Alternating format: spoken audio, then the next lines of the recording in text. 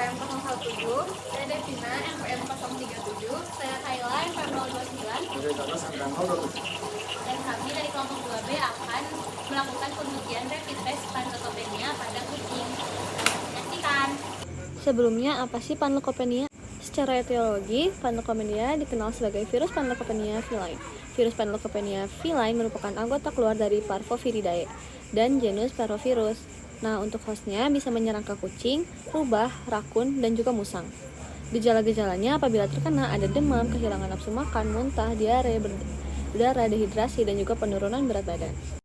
Untuk penyebarannya ada 3 cara. Yang pertama dari kontak langsung antara kucing dengan kucing lainnya atau hewan-hewan yang tadi sudah disebutkan dengan hewan tersebut. Lalu juga ada kontaminasi lingkungan, bisa disebarkan dari tempat buang air besar yang bersamaan. Lalu juga dari transmisi vertikal antara ibu dengan anak kucing. Lalu bagaimana sih sampai terjadinya ada gejala? Yang pertama itu adanya invasi pertamanya. Lalu ada replikasi di limfoid secara aktif, secara mitosis. Selanjutnya ada viremia berkembang selama 24 jam, lalu dilanjutkan dengan adanya infeksi sel mitosis ke jaringan lain seperti sel kripta usus, sumsum tulang belakang, dan juga timus maupun limfa. Dan juga muncullah gejala panleukopenia dan juga atrofi fili. Nah, maksudnya apa? Atrofi fili ini akan menghasilkan fili usus yang tumpul dan juga kripta melebar dan mengandung sel epitel nekrotik. Jangan dulu masuk.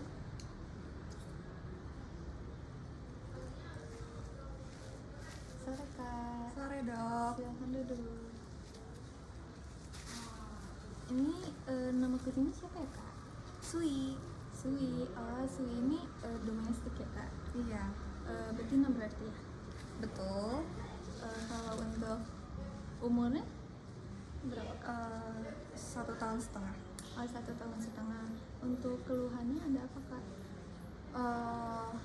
Sebenarnya nggak ada sih Dok, cuman baru-baru ini kucing-kucing di sekitar tempat tinggal saya pada kena panleukopenia. Terus saya takut kalau kucing saya juga kena. Oh, kalau untuk kucing yang lainnya itu terkena panleukopenia itu dari sejak kapan Kak? Kira-kira dari 4 hari yang lalu. 4 hari yang lalu ya. Kalau untuk Sui ini dipeliharanya di mana Kak? Dia dilepas tapi di sekitar pekarangan, tapi di pekarangan dalam halaman kosan aja, enggak.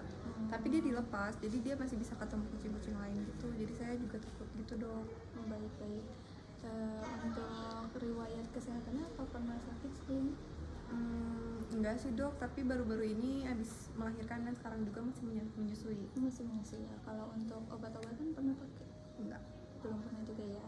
Untuk di peliharanya itu di kandang atau di lepas liar? Dilepas liar. Dokter tadi nanya. Oh, udah ya. Ini Dok, banyak dia juga tuh ya? masalahnya nggak pernah minum obat cacing sih. Oh, belum pernah. Berarti vaksinasi juga belum? Iya, vaksinnya enggak juga. Aduh, Sui. Kalau untuk pakannya itu biasanya dikasihnya apa? Pakannya dia dikasih Whiskas sih, kayak dry food aja. Oke. Mungkin kalau gitu kita untuk gejala kayak diare itu ada? Belum sih Dok, enggak sih, enggak ada. Semoga enggak ya Dok. Nggak ada. Kalau gitu kita periksa dulu ya Kak. Iya. Mau termometer dulu Dok? Kucingnya Ditem dulu ya Bu. Oh, untuk suhunya normal ya Bu, 38,8. Ditimbang dulu ya Bu kucingnya. Untuk kiloannya 3 kilo ya Bu, normal juga. Selanjutnya boleh Dok dilanjut. Kita periksa fisiknya dulu ya Kak. Oke. Diam ya pinter ya.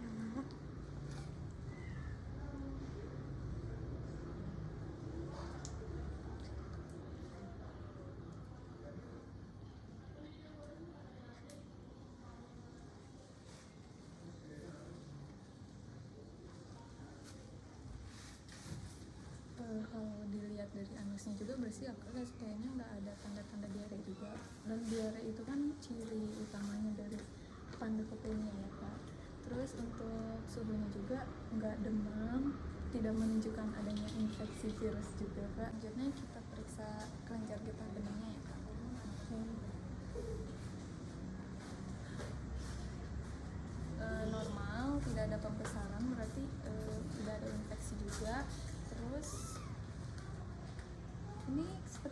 nggak kutu ya kak?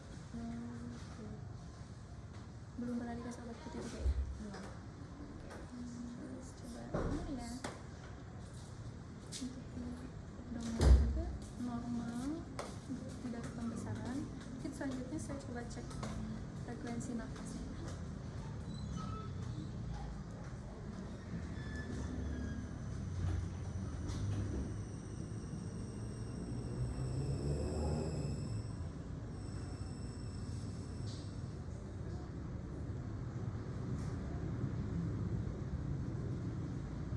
Nafasnya 20 per menit, berarti masih dalam batas normal ya Kak.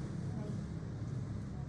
Mungkin biar lebih pasti daripada kita takut, kita periksa pakai rapid test panleukopennya aja ya Kak. Oke, boleh.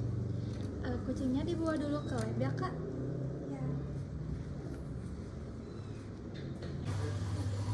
Alat dan bahan yang perlu dipersiapkan untuk pengujian rapid test pada panleukopenia di kucing. Yang pertama itu adalah alat rapid test, lalu ada gloves, lalu ada masker, dan ada one swab untuk steril. Link hewan dengan sebaik-baik mungkin, lalu persiapkan alat dan bahan.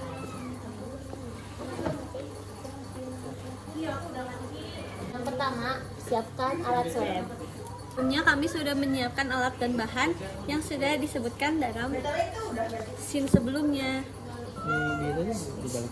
Untuk tahapan kedua dilakukan pengambilan swab sampel melalui kolorektal. Menimbulkan rasa yang sangat tidak nyaman.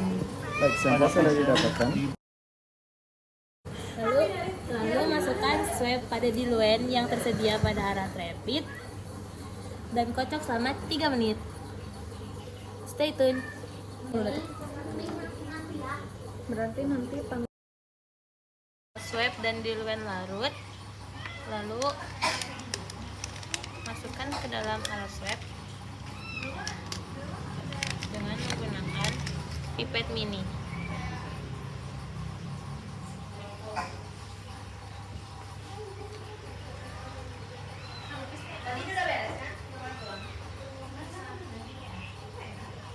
Letakkan di tempat yang datar agar mendapatkan hasil yang benar. Diangkat aja. Jangan, nanti nggak datar. Oke.